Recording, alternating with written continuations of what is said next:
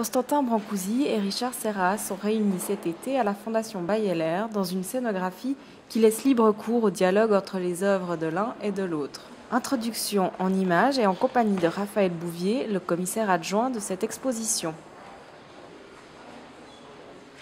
Donc, l'exposition Richard Serra, Constantin Brancusi et Richard Serra a été conçue initialement comme un dialogue très libre, très ouvert entre ces deux artistes qui, à première vue, n'ont pas de lien immédiat du point de vue de leurs œuvres.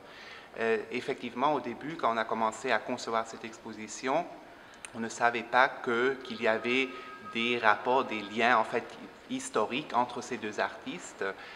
C'était au cours du travail sur l'exposition qu'on a vu ensuite que effectivement Richard Serra se référait à plusieurs reprises explicitement à Brancusi.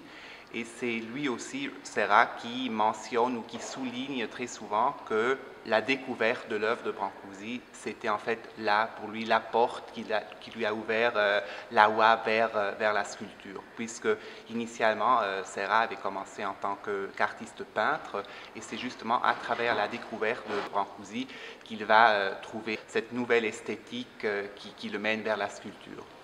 Ce qui est aussi assez intéressant ou important, c'est le fait que Serra, au début des années 60, il a eu une bourse d'études qui lui a permis de séjourner pendant presque une année à Paris. Et c'est justement dans ce contexte qu'il va découvrir l'atelier Brancusi, la première reconstitution de cet atelier. Et c'est justement à ce moment qu'il va découvrir cette œuvre qu'il ne connaissait pas encore auparavant. Et c'est aussi à ce moment qu'il va commencer justement à faire des dessins, des esquisses dans l'atelier, où il s'intéresse particulièrement à l'idée du contour de la ligne, à travers laquelle Brancusi réussit justement à transmettre, disons, une esthétique ou une puissance sculpturale.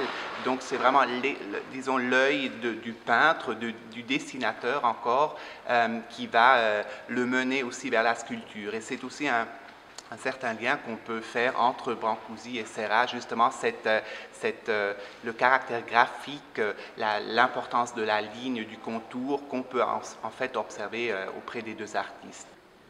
Bon, un principe de base de l'exposition, c'est vraiment cette idée d'un dialogue ouvert, très libre. Donc, pas de faire des rapprochements idéaux, en fait, de dire voici une œuvre de Brancusi et il y a certains éléments que Richard Serra va reprendre tel quel. Pas l'idée d'une confrontation vraiment immédiate, directe, mais vraiment, disons, un dialogue qui permet aussi de montrer, de comprendre différentes solutions sculpturales qui, en fait, souvent n'ont rien à voir l'une avec l'autre ou pas à première vue, qui est vraiment plutôt basée sur des contrastes, bien que, à seconde vue, on peut aussi trouver ou développer certaines analogies. L'exposition commence avec le foyer, avec une immense sculpture en acier de Serra qui date de 2007-2008, qui se trouve vraiment, disons, isolée dans ce contexte où on n'a aucune contre-position avec Brancusi. Et ensuite, vous avez une première salle avec une confrontation entre les deux œuvres qui se fait à travers les sculptures de bois ou sur bois de Brancusi du début des années 10 jusqu'aux années 20, qui se trouvent en dialogue ou en confrontation avec les premières œuvres de Serra qui étaient encore faites en caoutchouc. Là aussi, une confrontation en fait qui ne cherche pas à faire ou à exprimer des liens immédiats. C'est vraiment aussi là un dialogue très ouvert qui fonctionne visuellement aussi sur un plan vraiment purement esthétique. Dans cette salle, l'idée c'est aussi de montrer cette tendance expérimentale avec différents matériaux qu'on peut observer tels chez Brancusi, tels chez Serra. C'est intéressant aussi un peu de voir l'évolution à travers les différents matériaux. qu'on peut observer chez les deux artistes. Serra, justement, qui commence avec du caoutchouc.